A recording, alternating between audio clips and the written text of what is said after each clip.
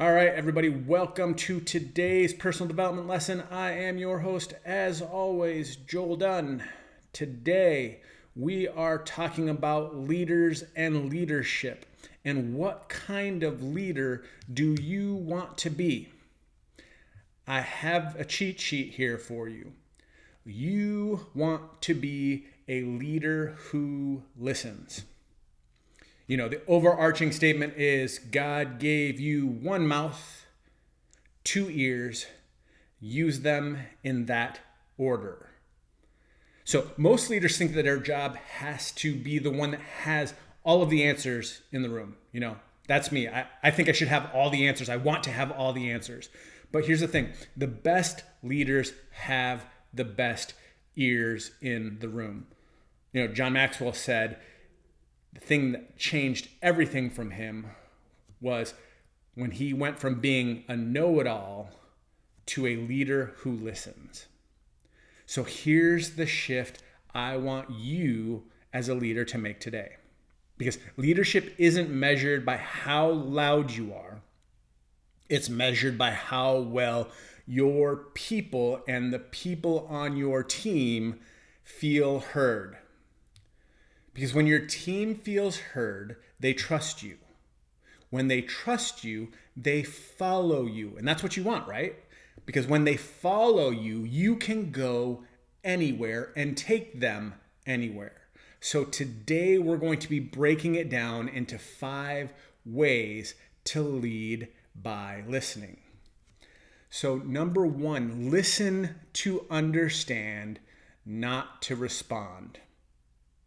Now, I don't know about you guys, but this is my hardest thing because most people aren't listening. They're just waiting for their turn to talk. They're waiting for their turn to give their side, what they want to get out. So they're normally not listening to what you have to say, or you're not listening to what they have to say.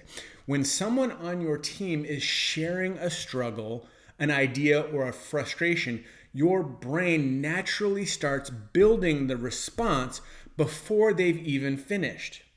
That's not listening. That's rehearsing. Great leaders slow down. They let silence sit. They ask one more question before answering. Because the loudest thing you can do as a leader is stay quiet long enough to hear what's really being said. So here's the next step you need to do. In your next conversation today, ask 3 questions before you give an opinion. And I'm definitely going to struggle with that one because I hardly even get 1 question out before giving my opinion. And now we're going to have to do 3. So number 2, listen for what's not being said. What? Yeah, I know. People rarely lead with their real problem. When someone says, I'm just tired, they might be telling you that they're overwhelmed. When someone says, I'll figure it out, they might be telling you that they feel alone or outside of everybody else in the group.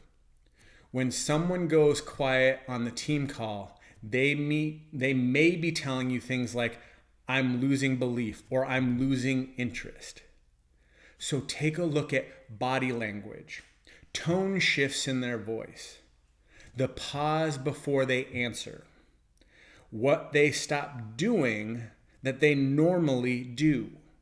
These are all indicators where the real conversation lives. So here's the thing. Your team's silence is saying something. Are you listening? Are you tuning in? So for this week, pay attention to the one person on your team who's been quieter than usual. Reach out to them and ask, how are you really doing? Number 3, listen without fixing. Oh, man. Is that hard for anyone else? I feel like I created this entire lesson based on all of my issues. Not every problem is asking for a solution. Sometimes people just want to be heard. Guys, This is how you listen to your wife. You don't fix it, you just listen. That normally fixes it for them. Leaders are wired to solve. Someone brings you a problem, you pull up a plan. But here's the trap. When you rush to fix it, you accidentally communicate things like, your feelings or problems I need to make go away. Sometimes the most powerful thing you can say is, that sounds really hard, or tell me more, or what do you need from me right now? Advice or just an ear? That one right there is a super powerful statement. So write that one down. What do you need from me right now? Advice or just an ear? It's a game changer. It puts the person in the driver's seat and shows them that you respect them enough to ask. So here's the thing. Before you fix it, feel it with them. And next time someone brings you a problem, pause and ask, again, do you want me to listen or do you want me to help solve? Number 4, listen to your teams before they have to raise their voice. See, if your people have to get loud to be heard, you're waiting too long. The best leaders create rhythms where listening is built in, not reactive. Well, what does that mean? It means regular one-on-ones that aren't just about numbers. Asking things like, what's working? What's broken? What do you need? Before the crisis, not after. Again, you are going to be responding, not reacting. You're making space for feedback when things are going well, not just when they're falling apart. Because here's the truth. By the time a team member finally speaks up about a problem, they've probably been carrying it for weeks. And your job is to create a kind of environment where they don't have to wait weeks before they speak up. Because a team that feels heard early never has to shout later. So what do you need to do for this? Maybe schedule one check-in conversation a week with multiple team members. No agenda, just listening to them. Number 5, listen to yourself too. What? That doesn't make any sense. You know, you can lead others well when you are listening. You can't lead others well if you're not listening to what's going on inside of you. Are you tired? Are you frustrated? Are you running on empty?